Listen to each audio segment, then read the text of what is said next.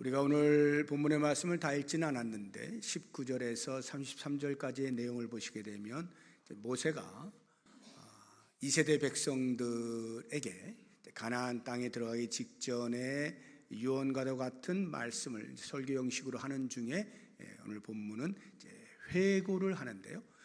과거에 있었던 한 사건을 회고합니다. 가데스 바네아라고 하는 곳에서 있었던 일인데요. 이제 호렙산에서 율법을 다 받고 그리고 성막도 다 만들고 그리고 이제 가나안 땅으로 출발하기 위해서 이제 북쪽으로 올라갑니다. 그래서 가나안 땅 제일 밑에 남쪽 제일 밑에 이제 가데스 바네아라고 하는 곳에 이제 머무르게 되는데 거기에서 이제 곧바로 올라가면 되는데 그렇지 아니하고 거기서 잠시 머물면서 이제 정탐꾼을 선발을 해서 12지파에 각 지파 한 명씩 12명을 뽑아서 가나안 땅을 먼저 정탐하자 해서 정탐을 하고 돌아와 그 보고를 듣고 이제 올라가기로 한 것인데 그만 그 보고 이후에 올라가지를 못합니다. 들어가면 안 될 것 같은 그러한 보고를 듣게 되어지면서 백성들이 동요하게 되니까 하나님께서 그들을 40일을 하루에 1년씩 해서 광야에서 너희들 40년 동안 보내다가 들어가라 하고 징계를 내리시는데 그 징계의 이제 끝자락에 지금 와 있잖아요. 이 모세와 이스라엘 백성들이 그러면서 그때 당시를 회고하면서 그렇게 하나님께서 광야 40년이라고 하는 생활을 하게 하신 그 징계의 원인이 바로 여기에 있지 않았느냐 하고 그들에게 이야기하는 것이 32절에 나옵니다. 보시게 되면 이 일에 너희가 너희의 하나님 여호와를 믿지 아니하였도다.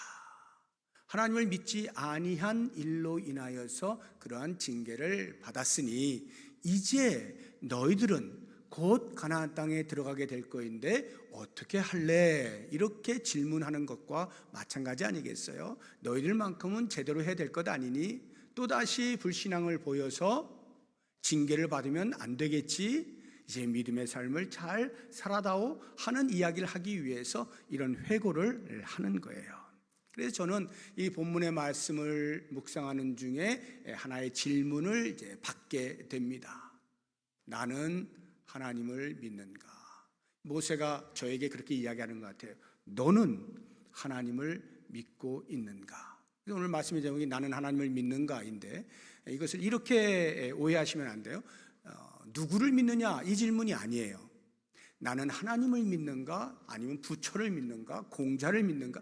누구를 믿느냐? 이 질문을 하는 것이 아니고 지금 이스라엘 백성들은 이미 하나님을 믿고 있는 거예요. 하나님을 따르고 있어요.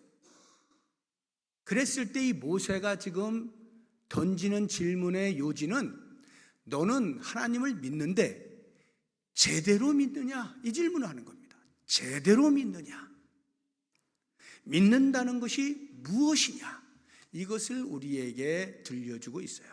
이스라엘 백성들은 그것을 하지 못해서 징계를 받은 거잖아요. 그래서 오늘 우리는 본문을 통해서 그들을 반면교사 삼아서 믿는다는 것이 무엇인지 다시 한번 살펴보고 우리의 믿음을 점검하고 앞으로 우리가 걸어갈 믿음의 길에 새롭게 이정표를 세워서 나아가는 그런 시간이 되면 좋겠어요. 제가 세 가지 믿는다는 게 뭔지 나는 하나님을 제대로 믿는가 할 때에 우리가 점검해야 될 세 가지를 말씀을 드릴 텐데 그 첫 번째가 믿음이란 하나님의 약속을 붙잡는 것이에요. 하나님의 약속.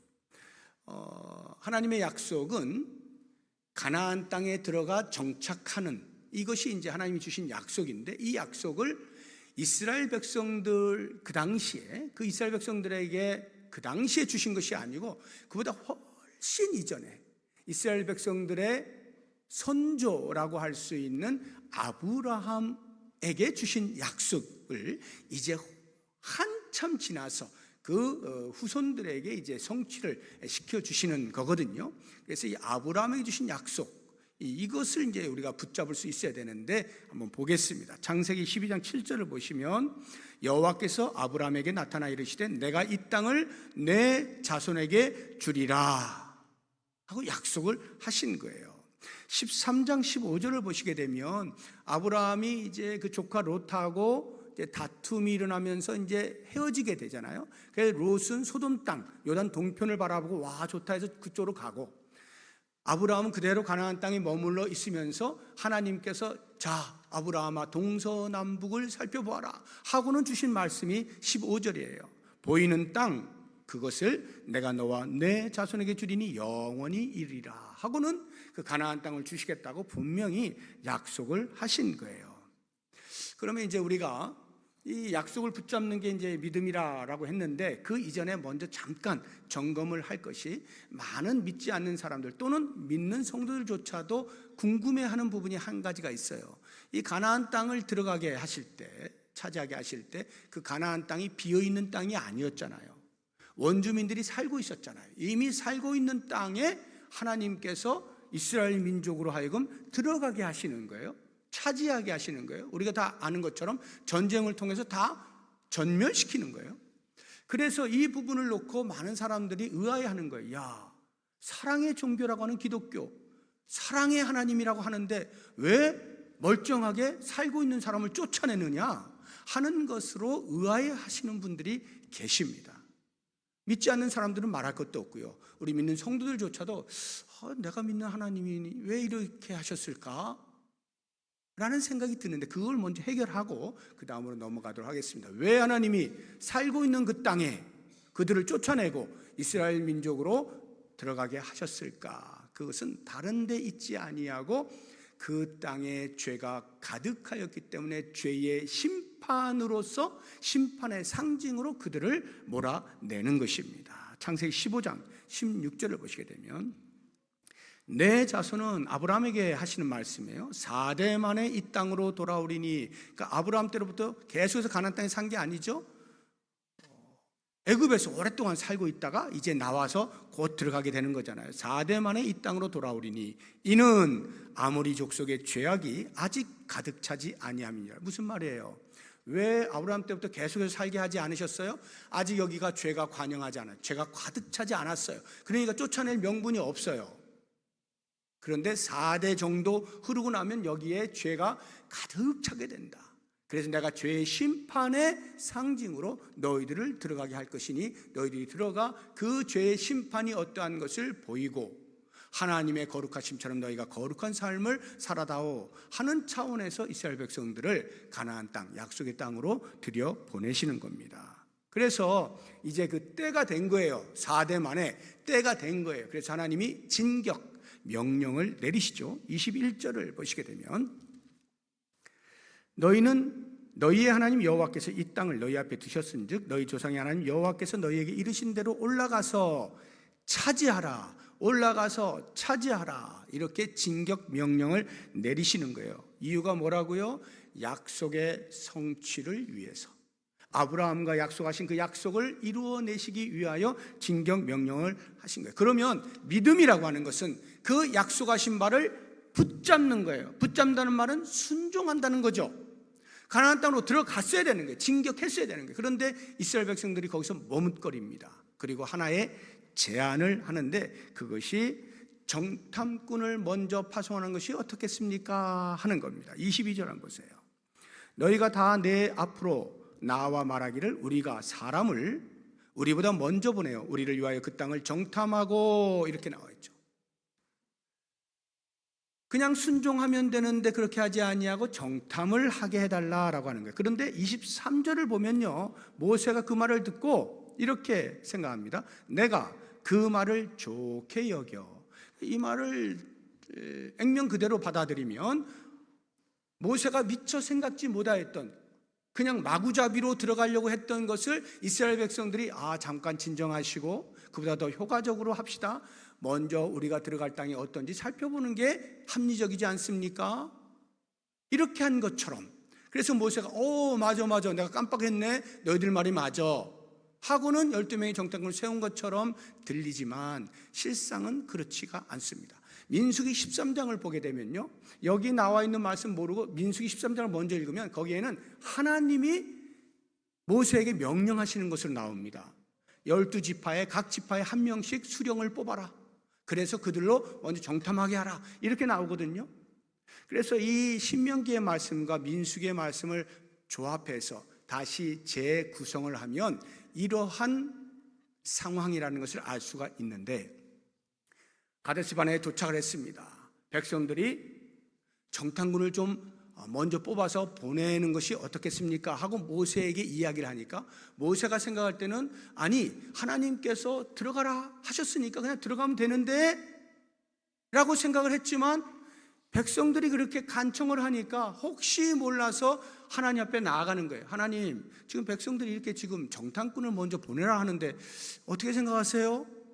하나님께서 말씀하시는 거죠. 아, 그냥 들어가면 되는데 이 녀석들 이런 하고 묵살을 하고 그냥 들어가 하셨다면 들어갔을 텐데, 하나님께서 인간의 연약함을 불쌍히 여기셔서 그래, 그렇구나, 그래, 알았어, 그러면은 정탐꾼을 뽑아 하고는 모세에게 한 지파당 한 명씩 뽑게 하셔서, 그래서 모세가 이제 가서 하나님이 이렇게 뽑으라 하신다, 자, 한 명씩 뽑아라 해가지고 12명 뽑아서 보내는 거예요. 이런 상황입니다. 그러니까 모세가 좋게 여겼다라고 하는 말은 적극적으로 그 말이 맞았는데 하고 동의하는 것이 아니라 어쩔 수 없이 인간의 연약함을 하나님께서도 봐주셨으니까 수동적으로 소극적으로 허용하는 그러한 표현인 것입니다. 그러면 이렇게 정탐꾼을 보내는 것이 정말 그렇게 불순종인가? 하나님께서 허락을 하신 건데 불순종인가 할 때에 이제 그 정탐하는 목적을 가만히 들여다보면 그 속내를 우리가 눈치챌 수가 있어요. 정탐하는 목적에 대해서 겉으로 이야기할 때 백성들은 모세에게 이렇게 이야기합니다. 22절 다시 보시게 되면 뒷부분에 우리보다 먼저 보내 우리를 위하여 그 땅을 정탐하고, 그 다음 보시면 어느 길로 올라가야 할 것과 어느 성읍으로 들어가야 할 것을 우리에게 알리게 합시다, 이렇게 표현해요. 다시 말하면 한 번도 가보지 않은 땅이니까, 미지의 땅 아닙니까? 그러니까 우리가 정복을 함에 있어서 좀 더 효과적인 전쟁을 하기 위한 전략 수립의 차원에서 정탐꾼을 파송합시다, 이렇게 얘기하는 것처럼 들리는 거예요. 그런데 그들의 속내는 뭡니까? 속내는 무서운 거예요. 두려운 거예요. 뿐만 아니라 혹시 무턱대고 들어갔는데 살만한 땅이 아니면 어떡하겠어요? 다시 나오기도 그렇잖아요. 그러니까 먼저 살펴보는 것이 상식이요, 이 말이에요. 우리가 들어갈 만한지, 들어가서 정착할 만한지 우리의 눈으로 먼저 봅시다, 이 이야기 아닙니까? 다시 말하면 하나님께서 이미 들어가라 하고 약속을 주신 그 약속을 붙잡고 행동한 것이 아니라 내가 눈으로 먼저 봐야 되겠어, 이 말이잖아요. 약속보다 눈으로 본 것을 믿겠다 하는 뜻이죠. 우리가 보통 그런 사람들이에요. 눈으로 보고 손으로 만져야 믿는 거죠. 그런데 여러분, 눈으로 보고 손으로 만져서 내가 믿겠다라고 하는 것은 믿음이 아니에요. 그거는 확인이라고 합니다. 확인하는 거예요.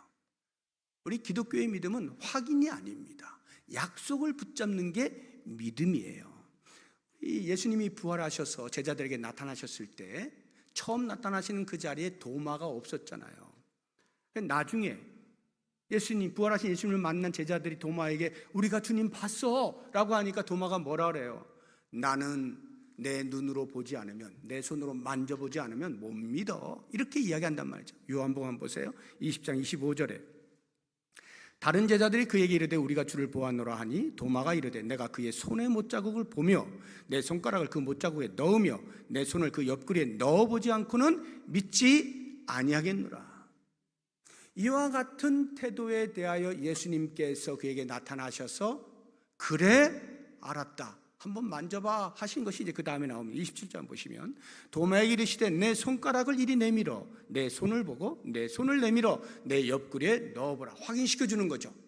그런데 그 다음 예수님이 뭐라고 말씀하셔요? 참 네가 믿음이 좋구나, 이렇게 말씀하시지 않죠? 그리하여 믿음 없는 자가 되지 말고 믿는 자가 되라. 확인하는 것은 믿음이 아니라고 말씀하시는 거예요. 그리고 그 다음 뭐라 그러시죠? 29절 보세요. 예수께서 이르시되 너는 나를 본고로 믿느냐? 보지 못하고 믿는 자들은 복되도다. 보지 않고 믿는 게 복되다는 거예요. 그럼 여러분, 믿음이라고 하는 것이 그럼 무조건 보지 않는 거냐? 눈 감고 있는 거냐? 덮어놓고 믿는 거냐? 그 이야기를 하는 게 아니에요. 지금 예수님이 말씀하시는 보지 않고 믿는 믿음이 복되다라고 말씀하실 때 그 믿음은 약속을 붙잡는 믿음을 말하는 거예요. 예수님께서 십자가에 죽으시기 전에 이미 제자들에게 여러 차례 이야기했잖아요. 난 십자가에서 못 박혀 죽을 거야. 그렇지만 3일 만에 다시 부활한다. 분명히 말씀해 주셨거든요. 약속을 주셨거든요. 그런데 제자들이 그거를 못 믿는 거잖아요. 귀엽고 눈으로 보아서야 이렇게 하고 있잖아요. 그것에 대하여 예수님이 말씀하시는 거예요. 보아서 믿는 건 확인이다. 그건 믿음이 아니야. 약속을 주었으면 그 약속을 붙잡는 게 믿음이다. 우리가 그런 사람 아니에요? 우리가 예수님 직접 보았나요? 누가 직접 봤어요?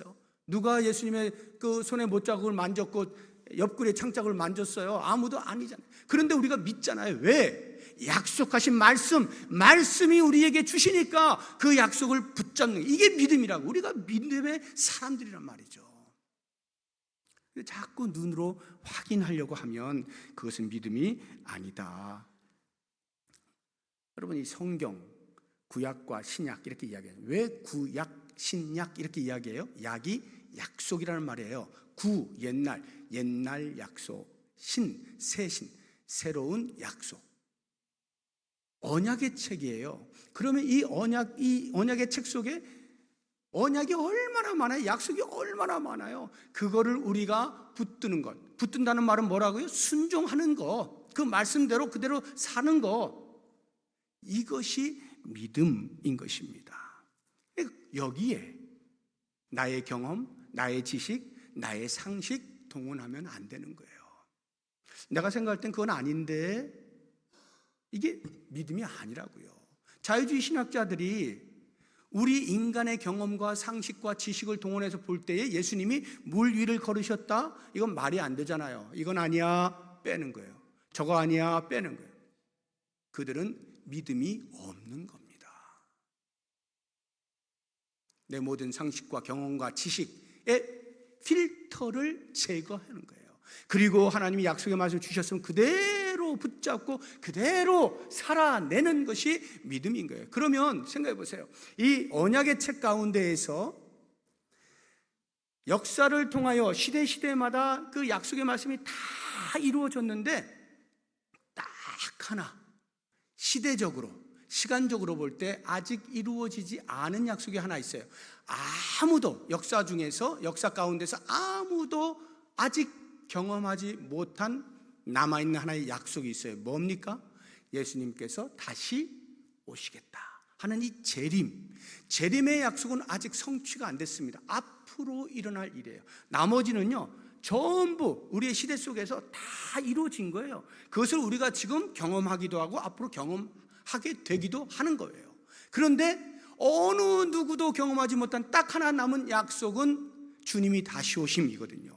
이 재림의 약속, 그것을 우리가 붙잡고 순종하여 산다, 이것을 믿음이라고 할 때 그것을 가리켜 우리는 종말신앙이라고 하는 거예요.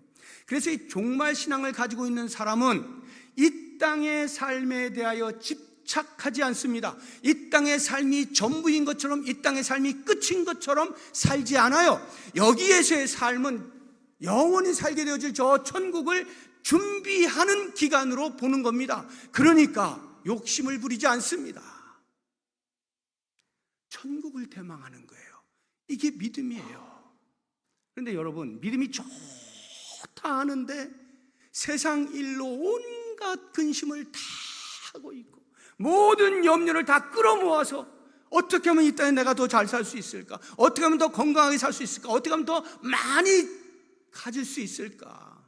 어떻게 하면 아방궁을 짓고 살 수 있을까? 에만 염두를 두는 사람은 아무리 교회 생활을 잘하고 주일마다 예배를 드리고 모든 일들을 한다 할지라도 그것은 제대로 믿는 게 아닙니다. 제대로 믿는 건 약속을 붙잡는 거예요. 예수님의 재림을 기대하며 대망하면서 나그네와 같은 삶으로 경건하게 영원한 천국의 삶을 이 땅에 내가 준비해야지 하는 지혜로운 삶을 사는 것, 이것이 믿음의 사람이에요. 나는 과연 그렇게 살고 있는가 한번 돌아보시기를 바라고요. 두 번째, 믿음이라고 하는 것은 장애물을 넘어가는 겁니다. 12명의 정탐꾼이 이제 보고를 할 때 상황에 대한 분석은요, 12명의 정탐꾼이 똑같이 합니다. 예를 들어서 25절을 보시게 되면, 그 땅의 열매를 손에 가지고 우리에게로 돌아와서 우리에게 말하여 이르되 우리의 하나님 여호와께서 우리에게 주시는 땅이 좋더라. 12명 모두가 다 그 땅을 보니까 좋다는 것을 알았어요. 와, 포도 알이 이만하고요. 그 한 송이 짊어지는데 막 어깨 짊어질 만큼 이 정도로 아주 땅이 좋다는 것을 알았어요.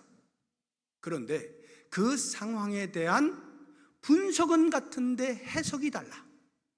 12명 가운데 10명의 정탐꾼들은 해석을 부정적으로 하고요, 2명의 정탐꾼 여호수아와 갈렙만이 긍정적으로 그 상황에 대하여 평가하고 해석을 하게 됩니다.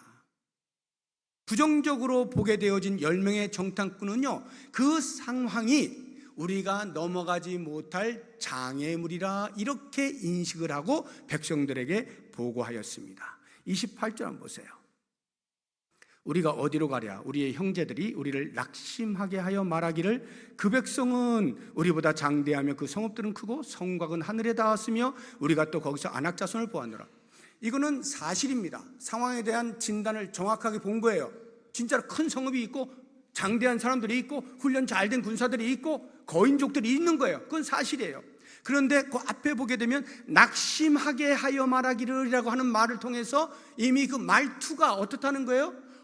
그래서 우린 못 가. 이걸 담고 있는 이야기잖아요. 이러이러하니 우리 못 가. 그러니까 이미 심리적으로 어때요? 위축이 되어버렸죠. 그래서 우리는 그 사람들에 비하면 메뚜기밖에 안 된다. 메뚜기다 우리는. 이렇게 이야기하죠. 민수기 13장 33절 보시면 거기서 네피림 후손인 아낙 자손의 거인들을 보았나니 우리는 스스로 보기에도 메뚜기야. 그러니 그들이 볼 때는 어떻겠어? 이 말을 하고 있는 것입니다. 심리적으로 이렇게 위축이 되니까 당연히 영적으로도 이게 장애물이 되어버리는 거예요. 하나님께서 분명히 가라 하셨는데 그 가라함의 목적, 의도를 곡해하게 되는 것입니다. 27절 한번 보세요.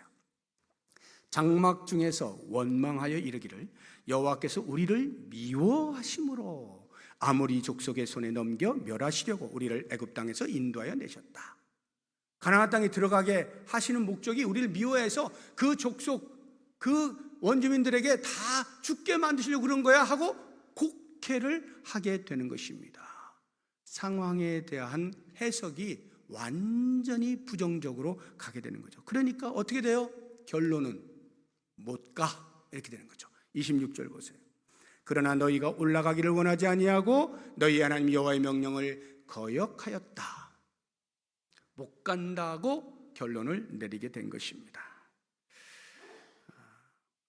여러분 잘 생각하셔야 돼요. 하나님의 약속이 앞에 있어요. 그럼 그 약속이 이제 성취되기까지 과정이 있잖아요. 시간의 흐름이 있잖아요. 그 과정이 결코 평탄대로가 아니에요. 평탄하기 때문에 하나님이 약속의 성취를 이루어 주시는 게 아닙니다. 성취가 되기까지의 과정은요, 온갖 장애물들이 얼마든지 있을 수가 있어요. 그러한 장애물들을 넘어가느냐, 그 앞에서 주저앉느냐, 여기에서 믿음이 갈리는 거예요. 이스라엘 백성들은 넘어가지를 못한 겁니다. 우리가 갔다가는 다 죽어 하고 멈춘 거예요. 장애물이 있으니까 두려운 거예요. 믿음의 사람은 어떻게 된다고요? 그 장애물을 넘어가는 것입니다. 넘어갈 때야 비로소 약속의 성취라고 하는 열매를 따게 돼 있는 거예요. 하나님께서 우리에게 이 하나님의 말씀, 언약의 책을 통해서 수없이 많은 약속들을 주셨는데 우리가 그 약속들을 누리지 못하는 이유가 뭘까요? 그 앞에 놓여있는 장애물을 보고 이미 두려워서 스스로 포기하고 앉아있는 거예요. 에이, 이거는 아니야. 이건 하나님이 절대 못하시는 거지. 이런 일이 생겼는데, 나에게 이런 일이 있는데 어떻게 하나님이 주신 약속 말만 좋을 뿐이지? 스스로 포기해버리는 거예요. 이건 믿음이 아니다 하는 것을 꼭 기억을 해야 됩니다. 마지막 한 가지, 믿음이 뭐냐 할 때 하나님을 신뢰하는 것이 믿음이에요. 하나님을 신뢰하는 것이 믿음이다. 하나님의 약속이 반드시 성취되는 이유가 뭡니까? 그것은 하나님이 신실하시기 때문이죠. 하나님이 신실하시니까 반드시 그 약속을 이루어내시는 거거든요. 그러면 가만히 생각해 보세요. 우리가 하나님의 약속, 하나님이 약속하셨어요. 그것을 붙잡는 것도 아주 훌륭한 믿음이지만 그 약속을 성취하시는 하나님을 신뢰하는 것은 더욱더 훌륭한 믿음이에요. 믿음의 꽃이에요. 제가 제일 처음에 말씀드린 것, 믿음이 뭐냐 할 때 하나님의 약속을 붙잡는 것이다 이렇게 말씀을 드렸잖아요. 그러면 그것과 하나님을 신뢰한다는 말, 이게 같은 말인 것 같은데 이게 무슨 차이가 있지? 혹시 이렇게 생각을 하실 수가 있어요. 이스라엘 백성들은요, 하나님을 신뢰하지 못한 이유가 눈앞에 보이는 장애물 때문입니다. 그 장애물이 훨씬 하나님보다 커 보인 거예요. 그러니까 하나님을 신뢰하는 것이 아니라 그 장애물 때문에 그냥 스스로 포기를 하는 거거든요. 이 부분에 대해서 모세가 외친 겁니다. 여러분, 하나님을 신뢰해야 됩니다. 그 당시에 말이죠. 그렇게 외쳤거든요. 우리 30절 한번 보세요. 너희보다 먼저 가시는 너희 하나님 여호와께서 애굽에서 너희를 위하여 너희 목전에서 모든 일을 행하신 것 같이 이제도 너희를 위하여 싸우실 것이며 광야에서도 너희가 당하였거니와 사람이 자기의 아들을 낳는 것 같이 너희 하나님 여호와께서 너희가 걸어온 길에서 너희를 안으사 이곳까지 이르게 하셨다. 부정적인 보고를 듣고 백성들이 동요하여서 못 가 할 때 모세가 이렇게 이야기했단 말이에요. 여러분 잘 생각해 보십시오. 우리가 애굽에서 나올 때 우리의 힘으로 나왔습니까? 하나님께서 나오게 하시지 않았습니까? 애굽에서 나와가지고 광야 길을 걷는데 홍해가 눈앞에 있어요. 우리가 우리의 힘으로 건넜습니까? 하나님께서 마른 땅을 만들어 주셔서 우리가 건너지 않았습니까? 목이 말라가지고 물 달라 하는데 쓴 물이어서 마실 수가 없을 때 누가 그것을 단물로 바꿔주셨습니까? 하나님이 바꿔주시지 않았습니까? 르비딤에 이르러가지고 아말렉 족속들이 공격을 해오는데 이제 우리 다 죽었구나, 노예로 살다가 무슨 전쟁을 할 줄 알아요? 다 죽었구나 할 때 하나님께서 싸우게 하셔서 이기게 하시지 않았습니까? 광야의 길을 걷는데 더워서 못 가, 낮에는 구름 기둥으로 시원하게 해주시고 밤에는 추워가지고 더 이상 어떻게 할 수가 없어 할 때 불기둥을 주셔가지고 살게 하시지 않았는가? 광야의 길 어디로 어떻게 가야 될지 알 수 없을 때 구름이 먼저 떠올라서 구름이 가는 방향을 따라서 따라가게 하지 않았는가? 그 구름이 멈추면 거기에서 잠깐 쉬라는 거구나. 그 자리에서 성막을 치고 진영을 갖추고 잠깐 쉬었다가 다시 또 구름이 떠오르면 그 구름이 가는 길로 가고, 하나님이 처음부터 끝까지 다 인도하시지 않았는가? 모세가 그 얘기를 하는 거예요.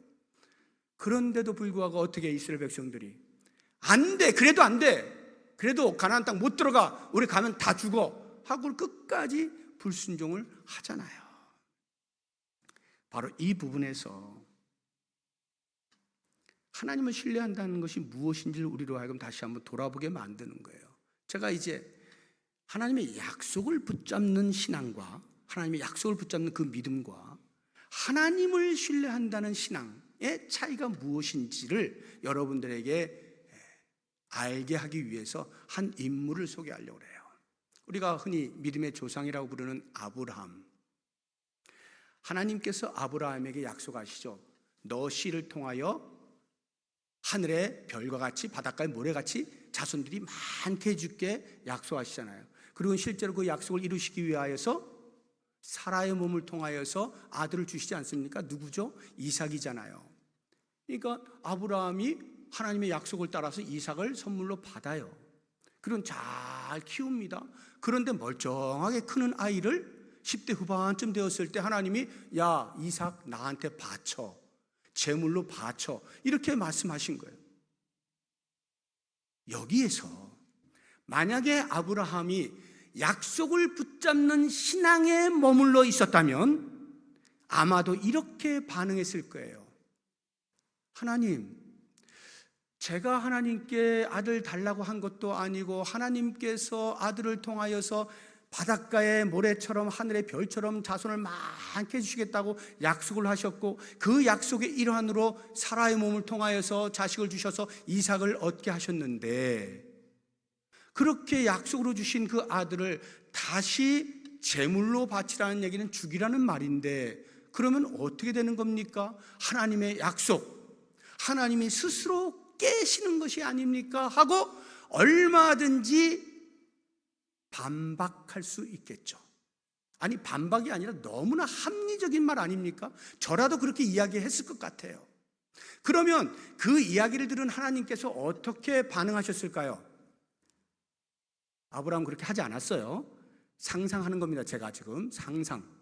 만약 그렇게 제가 반박을 했다면, 아브라함이 반박을 했다면 하나님이 어떻게 반응을 하셨을까? 용서하십시오. 불경스럽지만 제가 만약 하나님이라면 저는 유구무원이었을 것 같아요. 할 말이 없었을 것 같아요. 왜? 아브라함이 한 말이 하나부터 끝까지 틀린 게 없거든요. 너무 조리 있게 합리적으로 다 이야기했거든요.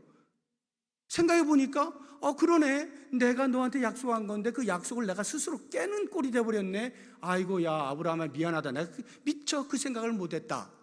그냥 없던 일로 하자, 이렇게 하시지 않았을까? 그 정도로 이삭을 바치라는 그 요청은 앞뒤가 안 맞는 거예요. 그러니까 하나님의 약속을 굳게 붙잡는 신앙에 머물러셨다면 아브라함이 분명히 그렇게 반박을 했을 것 같은데, 아브라함이 그렇게 하나요? 안 하죠. 그냥 순종하지 않습니까? 그냥 이삭 데리고 가잖아요. 그래서 제단 쌓고 장작 피고 그 위에다 앉히잖아요. 그리고는 칼을 들고 내리치지 않습니까? 어떻게 이게 가능했냐 이 말이에요. 아브라함이 어떻게 이 내리치는 행위가 가능했느냐. 물론 그 전에 하나님이 멈추라 해서 멈추긴 했습니다만, 아브라함은 내리친 거죠. 내리치는 거예요. 어떻게 이게 가능했을까? 그것을 히브리 기자가 우리에게 이렇게 알려주고 있는 거예요. 히브리서 한번 보겠습니다. 히브리서 11장 17절 이하를 보시면, 아브라함은 시험을 받을 때에 믿음으로 이삭을 드렸으니 그는 약속들을 받은 자로되 그 외아들을 드렸느니라. 그에게 이미 말씀하시기를 내 자손이라 칭할 자는 이삭으로 말미암음이라 하셨으니, 그 다음 보시게 되면 그가 하나님이 능히 이삭을 죽은 자 가운데서 다시 살리실 줄로 생각한지라. 이게 무슨 말이에요? 아브라함이 제물로 바쳐 죽이면 하나님이 당신 스스로의 약속을 깨는 행위가 되는데도 불구하고 아브라함이 이렇게 내리칠 작정을 한 이유는 설령 하나님이 당신 스스로의 약속을 깨는 한이 있더라도 그보다 더 좋은 대안을 분명히 마련해 놓으셨을 거야. 만약에 내가 이삭을 죽이면 하나님이 다시 살리시겠지. 뭡니까? 약속보다 더 크신 하나님을 신뢰하는 거죠. 하나님을 신뢰하는 거예요. 하나님의 약속보다 약속하시는 하나님을 신뢰하니까 설령 하나님이 약속을 깨는 듯한 요청을 하시는 순간에조차도 아브라함은 주저하지 아니하고 그 하나님을 신뢰하다 보니까, 네, 알겠습니다. 난 내 머리로는 이해가 안 되고 도대체가 하나님이 요청하신 바가 받아들여지지 않지만 제가 하나님을 신뢰하기에 그 다음 무엇인가를 하나님이 준비해 놓으셨겠죠. 준비해 놓으셨겠죠. 대안을 마련해 놓으셨겠죠. 아니, 그런 것이 없다 하더라도 여전히 나는 하나님이 말씀하시면 순종합니다. 하나님을 신뢰하기 때문입니다. 이것이 아브라함이 그 말년에 보여준 믿음이에요. 저는 이 아브라함의 모습을 보면서 가슴에 뜨거움이 있어요. 그렇구나. 우리가 하나님을 믿는다는 것은 이런 거구나. 이런 거야. 하나님을 믿는다는 것은 하나님을 신뢰하는 거예요. 내 머리로, 내 경험으로, 내 지식으로 도무지 맞지 않는 일이 다가온다 하더라도, 그러한 요청이 온다 하더라도 하나님을 신뢰하면 순종이 가능하구나. 사랑하는 성도 여러분, 오늘 우리는 나는 하나님을 믿는가 스스로의 질문 앞에 답을 할 시간이 왔습니다. 나는 하나님의 약속을 굳게 붙잡고 약속의 말씀인 말씀 따라 순종하기로 작정하는지를 돌아보고, 우리 인생 앞에 하나님께서 약속으로 주시겠다 하는 것들을 움켜잡기 전에 그 과정 속에서 나타나는 수없이 많은 장애물들 기꺼이 건너갈 믿음이 있는지 돌아보면서, 무엇보다도 다른 그 무엇에 우선하여 나는 하나님을 신뢰하는가, 나의 환경 너머, 나의 상황 너머에 여전히 일하시는 하나님을 신뢰하는가 스스로 답을 내리시면서 지금도 여전히 걸어가는 우리의 신앙의 여정, 믿음으로 잘 살아갈 수 있는 우리 모든 성도님들 되시기를 주의 이름으로 축복합니다. 이 시간에 우리 같이 말씀을 붙잡고 기도할 텐데요, 기도하기 전에 먼저 찬양하겠습니다. 이 찬양의 내용을 보시게 되면 세상이 흔들리고 사람들이 변한 그런 일들이 있을지라도 나는 주님을 섬기고 주님을 사랑하는 일에 변함없이 끝까지 신뢰하며 주님을 따르겠습니다. 이와 같은 고백입니다. 우리 찬양 같이 부르겠습니다.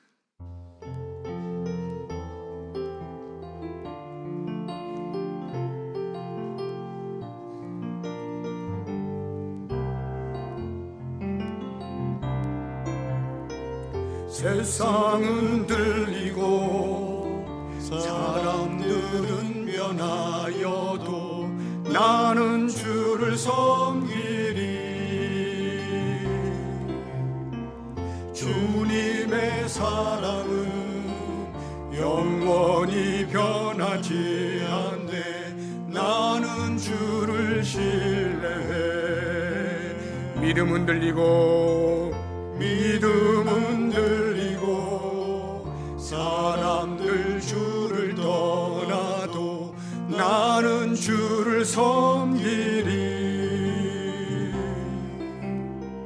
주님의 나라는 영원히 쇠하지 않네. 나는 주를 신뢰해. 오직 믿음으로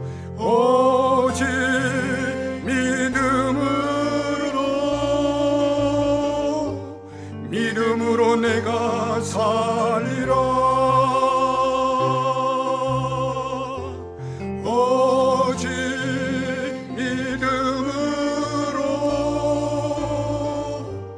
믿음으로 내가 살리라. 우리 한 번 더 오직 의인은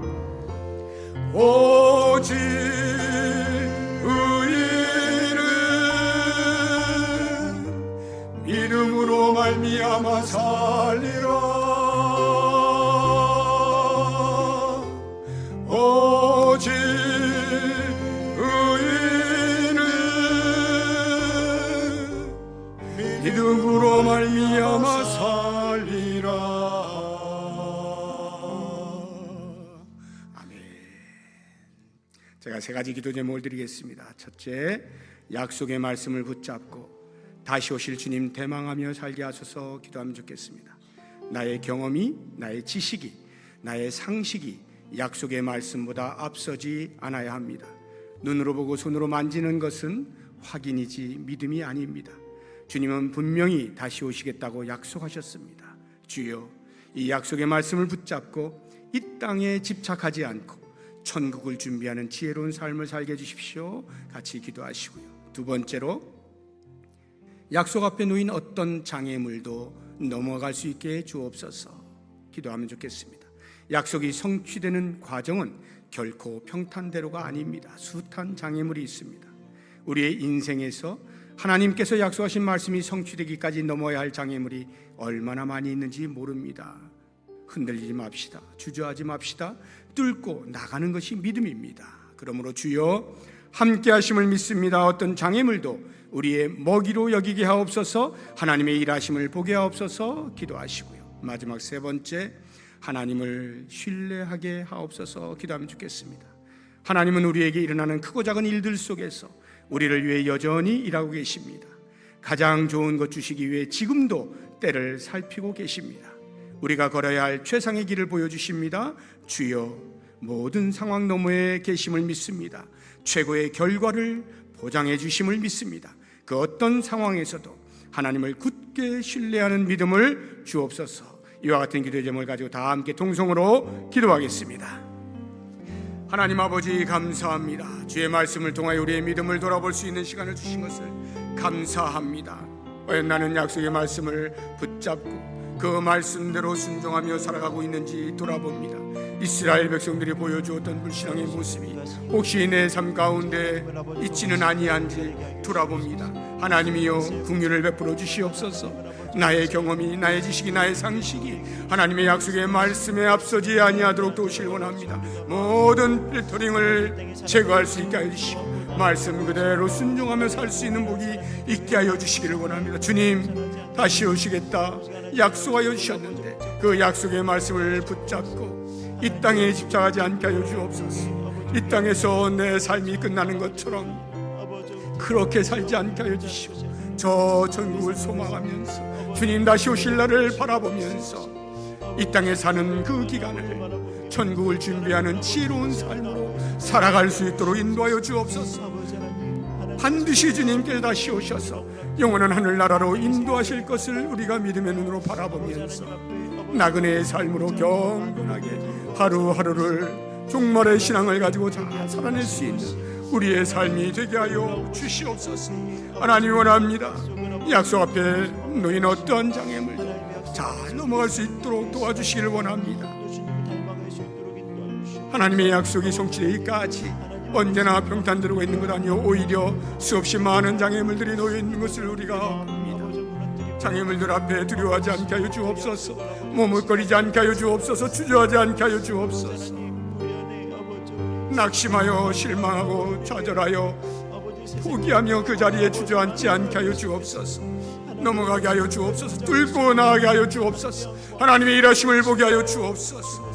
그리하여서 장애물을 뚫고 나아가는 담대한 믿음으로 살아갈 수 있도록 인도하여 주시옵소서. 무엇보다 원하옵나니 우리 하나님을 신뢰하는 믿음을 허락하여 주시옵소서.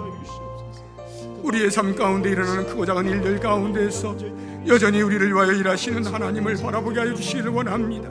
우리에게 가장 좋은 것 주시기를 기뻐하시는 하나님께서 가장 좋은 때를 살피고 계시는 것을 보게 하여 주시기를 원합니다. 가장 좋은 방법들을 알려주시는 것을 보게 하여 주시기를 원합니다. 우리가 믿음의 길을 걸어갈 때에 최고의 것으로 최고의 결과를 보장하시는 주님을 신뢰하며 나아갈 수 있도록 인도하여 주시기를 원합니다. 어떠한 경우에도 흔들리지 않게 하여 주옵시고 오직 주님을 신뢰함으로 나아가서 마침내 하나님께서 우리에게 주시는 영광의 자리를 바라보게 하여 주시고 그 영광의 면류관을 쓸 수 있는 우리 모두가 되게 하여 주시기를 원합니다. 믿음의 길을 잘 걸어갔을 때 하나님께서 우리에게 맛보여 주시는 영광스러움에 온 성도가 동참할 수 있는 귀한 복이 있게 하여 주시옵소서. 예수님의 이름으로 기도드립니다. 아멘. 하나님 아버지, 감사합니다. 말씀을 생각하며 말씀을 묵상하며 주님, 제가 이렇게 살겠습니다. 믿음의 사람으로 살겠습니다. 다짐하였습니다. 우리의 헌신을 받으시고 우리의 일상의 삶 가운데 그대로 드러나 믿음의 아름다운 열매를 맺어갈 수 있는 우리 모두가 되게 하여 주시옵소서. 예수님의 이름으로 기도드립니다. 아멘.